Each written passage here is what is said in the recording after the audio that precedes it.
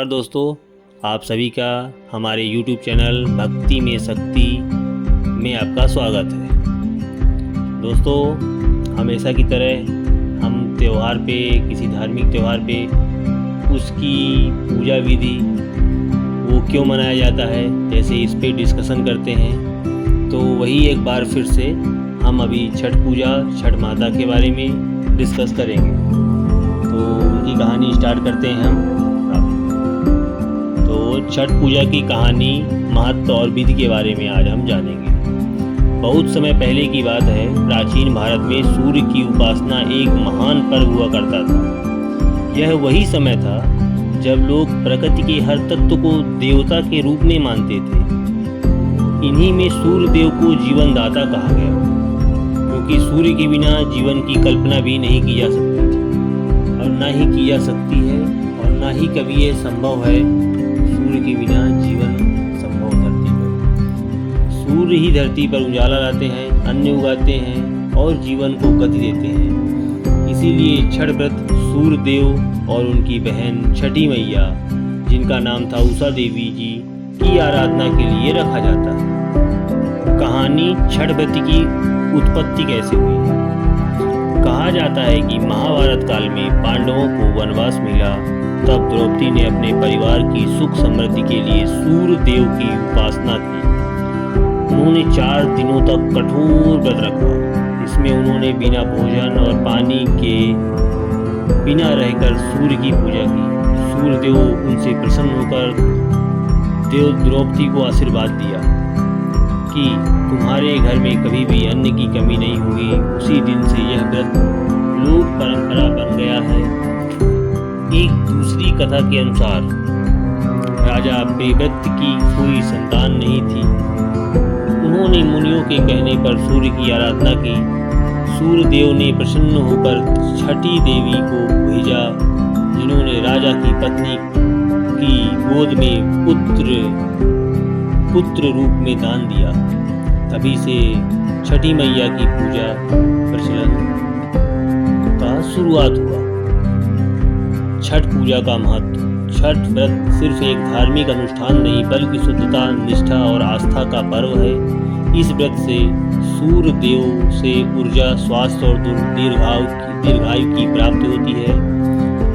परिवार की संतान, सुख, समृद्धि बढ़ती है। व्यक्ति के मन में शरीर और आत्मा की शुद्धि होती है। कहा जाता है कि छठी मैया बच्चों की रक्षा करती हैं और उनके जीवन में सुख शांति लाती हैं। छठ व्रत कितने दिनों का होता है, यह जानना आवश्यक है। यह व्रत 4 दिनों तक चलता है। प्रत्येक दिन का अपना एक विशेष अर्थ और विधि होती है। पहला दिन नहाए खाए। पहले दिन को नहाए खाए बोला जाता है। इस दिन में व्रती अपन व्रत रखने वाले इंसान को बोलते हैं। वह प्रायः महिलाएं होती हैं। ये नदी या तालाब में स्नान करके घर आती हैं। वे भोजन बनाते समय घर और रसोई की पूरी सफाई करती हैं। इस दिन अरवा चावल, लौकी की सब्जी और चने की दाल खाई जाती है। क्या? अरवा चावल, लौकी की सब्जी और चने की दाल खाई जाती है। ये पहले दिन में होता है। दूसरा दिन उनको बोलते हैं खरना। दूसरे दिन को खरना बोला जाता है। कहीं कहीं लोहंडा भी बोलते हैं। इस दिन में व्रती पूरे दिन निर्जला उपवास रखती हैं और शाम को सूर्यास्त के बाद गुड़ चावल की खीर, रोटी और केले से भगवान सूर्य का भोग लगाकर प्रसाद ग्रहण करती हैं। इसके बाद अगला 36 घंटे तक का निर्जला व्रत शुरू हो जाता है।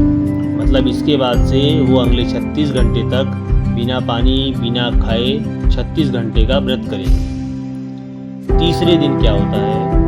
तीसरे दिन को बोलते हैं संध्या अर्घ्य। इस दिन सभी व्रती और श्रद्धालु परिवार मिलकर नदी, तालाब, घाट पर जाते हैं।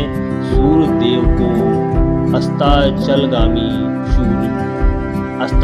सूर्य मतलब डूबते हुए सूर्य को अर्घ्य दिया जाता है। इस समय छठी मैया की आरती गाई जाती है, लोकगीत गूंजते हैं और चारों तरफ भक्ति का वातावरण होता है। काफ़ी संख्या में श्रद्धालु तालाब, नदी के किनारे आते हैं। ये तीसरे दिन में होता है। चौथे दिन में अपन क्या करते हैं, चौथे दिन में उगते सूर्य को अर्घ्य दिया जाता है। यह दिन सबसे पवित्र माना जाता है। चौथा दिन सबसे पवित्र माना जाता है। सुबह सुबह बहुत जल्दी ब्रह्म मुहूर्त में प्रति उगते सूर्य को अर्घ्य देती हैं और परिवार की सुख शांति की प्रार्थना करती हैं। इसके बाद का समापन होता है, व्रत का समापन होता है इसके बाद, और प्रसाद बांटा जाता है। अब अपन जानते हैं इसमें पूजा सामग्री क्या क्या होती है।